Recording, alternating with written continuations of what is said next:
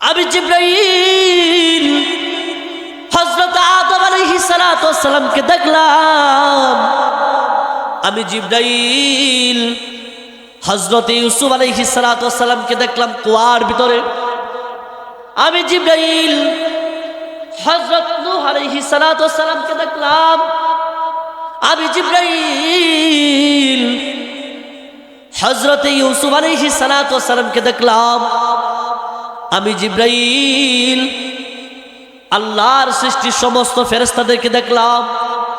ও Abdul Muttalib, আমি বলতেছি শুনো নাও, ও আমেনার ঘরে যে শিশু সন্তানটা আগমন করলো, আমি জিবরাইল বলি আমি কত মানুষের চেহারা দেখলাম, আমি কত ফেরেশতার চেহারা দেখলাম, কত নবী রাসূলদের চেহারা আমি জিবরাইল দেখলাম।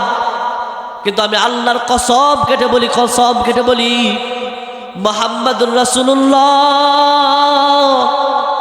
সাল্লাল্লাহু আলাইহি ওয়াসাল্লামের মতো এত সুন্দর চেহারার মানুষ আমি জিবরাইল কোনদিন দেখি নাই।